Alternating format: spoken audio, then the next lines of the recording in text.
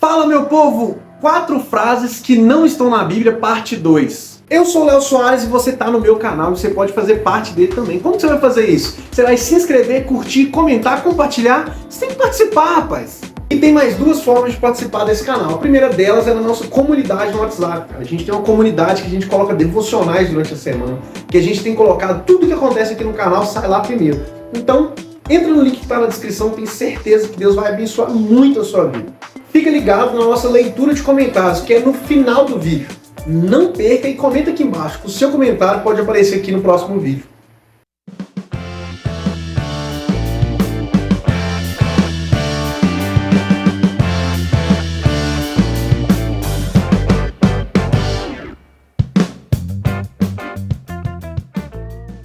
No vídeo de hoje a gente vai continuar falando algumas frases que vocês colocaram nos comentários, que parecem que estão na Bíblia. Às vezes parece até um versículo. Cara, se você olhar, é quase um versículo bíblico, mas não são. Eu já quero destacar novamente que não necessariamente o conceito dessa frase está errado. A gente só quer mostrar que a gente não pode ficar citando como se fosse um texto bíblico, como se fosse palavra de Deus, um ditado popular. Você quer descobrir a verdade sobre frases como "diga-me com quem tu andas, que eu direi quem tu és" e outras? Fica aqui até o final que a gente vai conseguir desmistificar essas frases. A primeira frase é "diga-me com quem tu andas, que eu direi quem tu és". Essa expressão vem da sabedoria popular, cara. E tem registro dela desde a antiguidade. E são em várias culturas, tá? Grega, árabe, hebraica, em todo lugar você vai ter ouvido alguma frase relacionada com esse conceito. Aqui no Brasil você deve ter ouvido a sua avó, os seus pais falarem isso com você.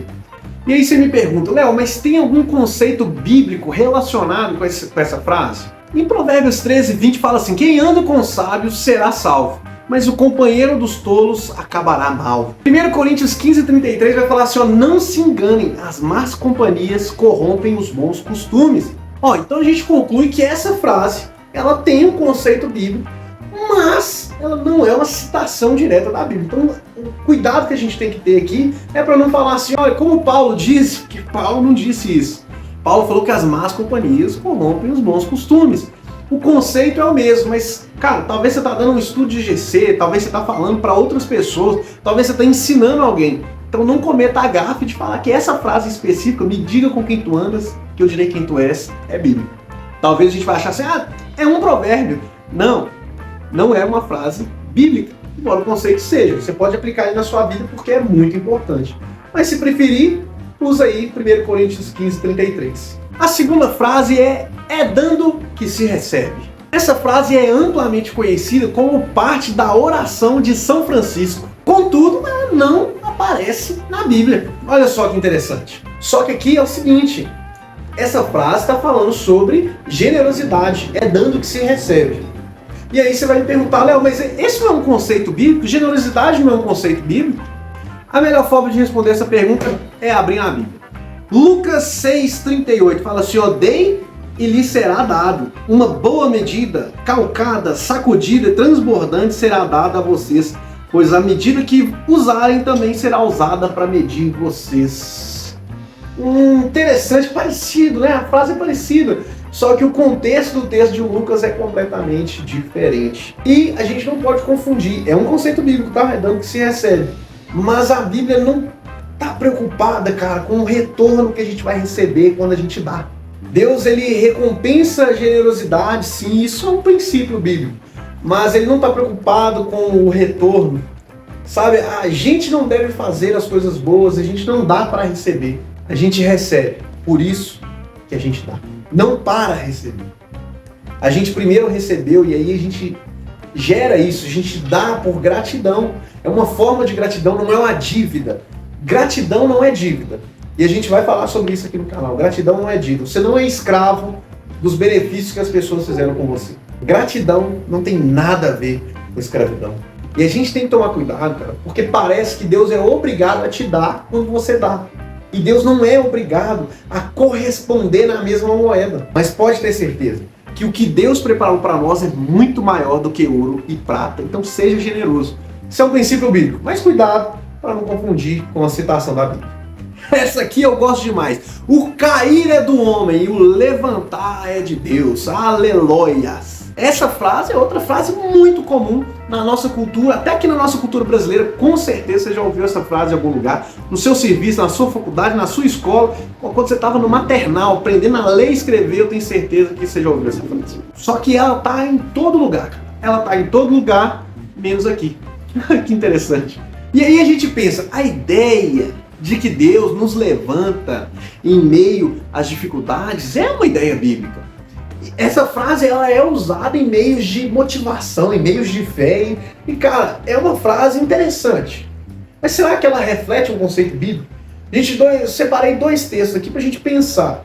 Provérbios 24:16 vai falar assim: o justo cairá 7 vezes e se levantará.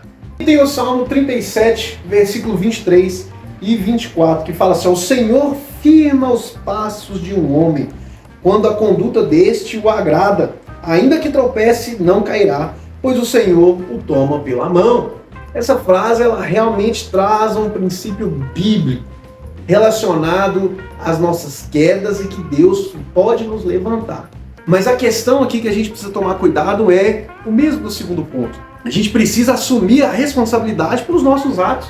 O cair é do homem e o levantar é de Deus. Parece que o homem já não tem mais responsabilidade com aquilo que ele está fazendo, porque Deus vai o levantar. A gente está quase universalista aqui. A gente crê que não, a gente pode fazer o que quiser, porque Deus vai nos levantar no final mesmo. E essa não pode ser o raciocínio de um cristão.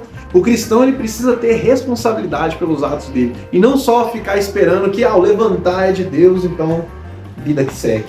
Antes dessa última frase, eu quero te fazer um convite, cara, a semear nesse canal. Essa mensagem que está chegando a você, a gente quer que ela chegue muito mais longe e você pode fazer parte disso. Como que você vai fazer isso? A gente tem duas formas. Uma através do nosso Pix. Vai aparecer aqui embaixo na imagem e está aqui em cima também, canal El Soares. E tem também o botão Valeu, que está aqui embaixo do vídeo. Cara, qualquer valor que você contribuir aqui no canal vai fazer com que essa mensagem seja mais afiada, mais direcionada e que possa ajudar a sua família, a sua casa, a sua cidade, o seu país. Então, não perca essa oportunidade de semear nesse canal. Deus abençoe sua vida. A última frase: o dinheiro é a raiz de todos os males. Olha como é ruim ser rico. Ser rico é ruim, gente. Deus não gosta de riqueza, não. Deus não gosta que você seja rico. Tá? Então acabou o vídeo. Tá certa essa frase mesmo. O dinheiro é a raiz de todos os males. Essa frase aqui, gente, das 4 ela é a pior, porque ela é só um erro de interpretação mesmo.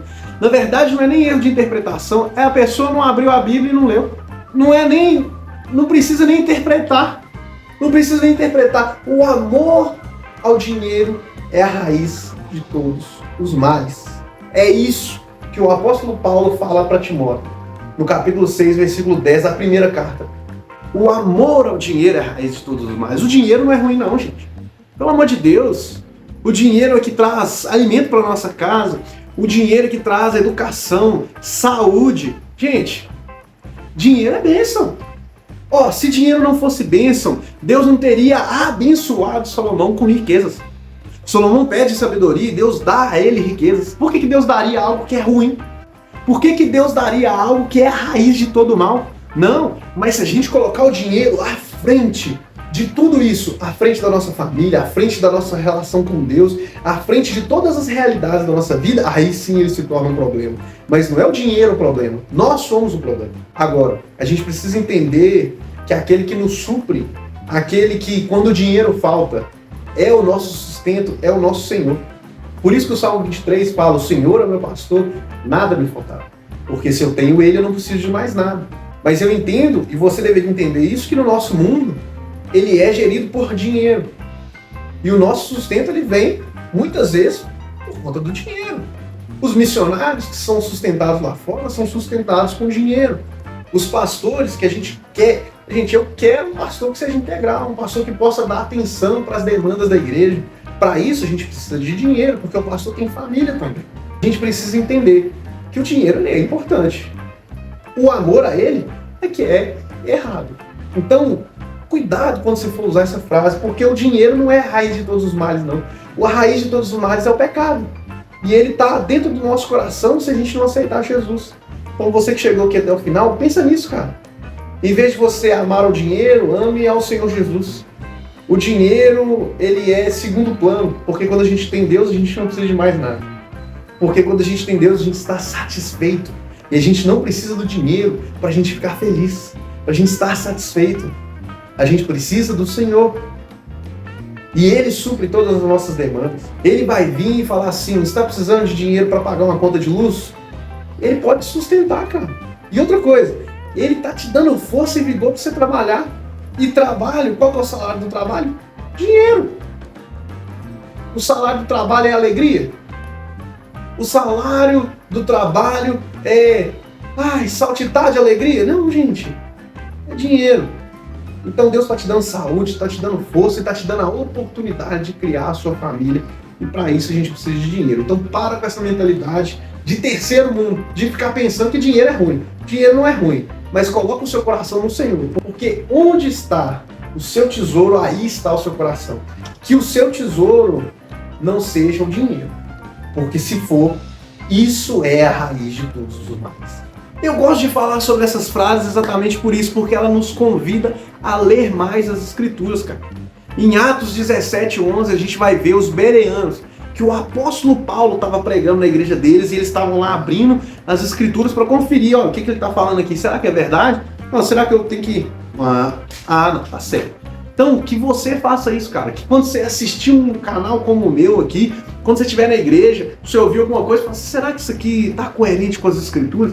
Pensa, se o apóstolo Paulo estava escrevendo Bíblia, foi confrontado para ver se era coerente as falas dele, por que o seu pastor não pode ser confrontado?